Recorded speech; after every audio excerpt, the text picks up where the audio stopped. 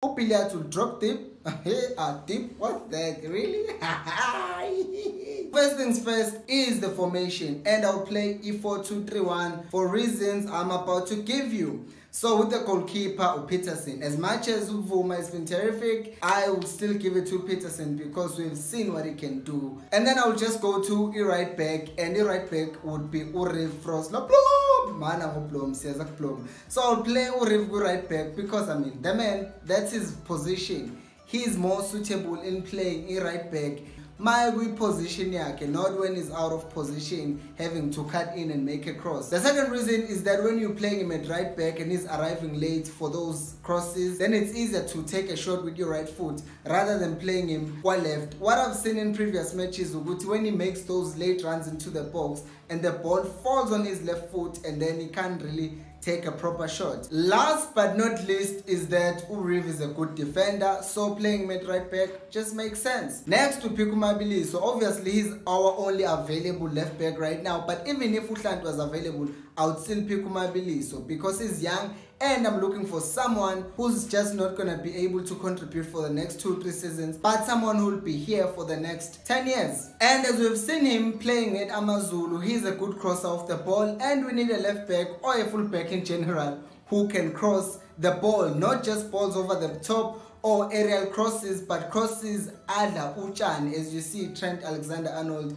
do at Liverpool. I'm not saying it's like him. And of course, the obvious one, he is comfortable on the ball. We want players who will be able to hold the ball, know when to run with the ball, know when to take on defenders, and know when to just pass the ball and be relaxed. And Umabiliso can do that. He's also a good defender, especially one-on-one. And that's what we want. We don't want any defender that will be targeted by oppositions thinking, that's their weak link. So a defender who's able to defend one-on-one is a pretty good defender in my book. Then we move on to our center backs, and the first one will be Unjabulo Ngobo. Well, first and foremost, if you're a defender, you must be really good, and Unjabulo is not just good, but he's an excellent defender. He is big, he's strong, he's intimidating, and he's also quick, which does not only help him when he has to mark one-on-one, but also it helps when he has to recover in case we're caught in a counter. And this man, he has so much composure. He is so relaxed. This season he's been played as a defensive midfielder and he just oozes confidence. He's so relaxed on the ball, he doesn't panic. And for a defender, he is really good as a dribbler, and that comes from the fact that he's so composed on the ball. So he will not panic. And because he can dribble, that means he is the good player to have in transition. After winning the ball, he doesn't try to kick it away as fast as possible. After winning the ball, he can dribble and then start an attack. Starting an attack, you can either play short passes or you can play long passes. And he is able to do both. His passing range is so good. Just watch him. Even against the Pirates in the derby, we saw those balls that he kept on playing to Nange, and we swallowed Ziga Valley. That's what he did. And that's it, Ngongobo, and we move on to Austin Dube. Now said, really, I don't have much to say about Austin except to from what I've seen, he's been getting the other two defenders, Ukato Domato, out of trouble because he's good in recovering the ball, he's good in playing the ball, he's just composed overall. Now we move to midfield, and as I said, I'm playing 4-2-3-1. That means I'll have two people in the middle, starting with Unjabulo. And Ublom, really, the reason why I'm not playing him at right back is because his position is supposed to be a central defensive midfielder. Because if you look at him when he's playing, he's just a destroyer. He comes in the midfield, he destroys, it destroys. If you look at the best defensive midfielder, in my opinion, in the world right now, is N'Golo Kante. And N'Golo Kante is quick, and he's able to recover the ball, and he's also able to just mark. He's nowhere near Ukante, obviously, but he's good enough because he's quick and he can defend. Another important thing about Ublom is the fact that he's so composed. He's young but very composed on the ball. So after winning the ball, he's also not the one looking to just kick it away, but he's able to play short passes if he has to. But overall, after winning the ball, he doesn't panic. Now we move on to Kieran Bakas, and this is actually the reason why I would play E4-2-3-1 with Kaizer Chiefs. Why? Number one, when he's at the back marking, you can see what this guy can mark. And after winning the ball, he doesn't panic. He looks around and then he picks the pass. And he would also help during a build-up by going deep and collecting the ball and starting the attack. And another thing that is underrated about Tupakas is his movement of the ball. He knows when to support and he knows when to start making runs forward. And that is incredible because what I've seen with Kaizer Chiefs in recent games is that sometimes the biggest problem is that there is just no movement. We're just stagnant and we're standing where the coach said go play, and then they just stand there. But Tupakas, you can see after getting the ball and passing it, he knows that I have to go support or I need to start making a run. And we come to the right winger, Ukikentoli. I really don't have much to say.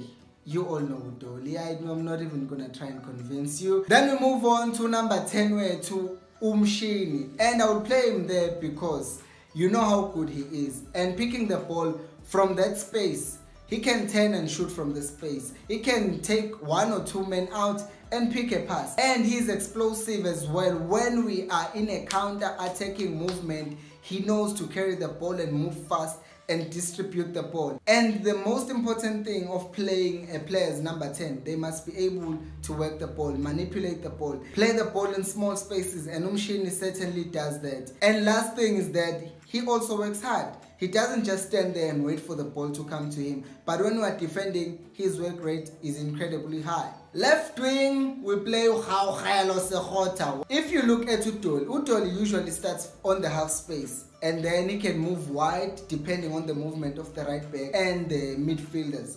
But Chiefs could be that outlet as wide. And if you get the ball, he's always occupying the wide space and he can run into that space because he can take defenders one-on-one. And on a counter, he would be a very good outlet to just get the ball, outrun the defenders and score goals. And we'll not just use him for attacking, but also when we're defending, we've seen him put in the shift. Then last but not least, people were starting to say, hey, where is Kama, where is Kama? I'll play Kama as number 9 and not number 9 as a false 9. Hear me, all the players that I've mentioned in the squad are all good on the ball, which means it will enable us to play the ball, dominate the ball.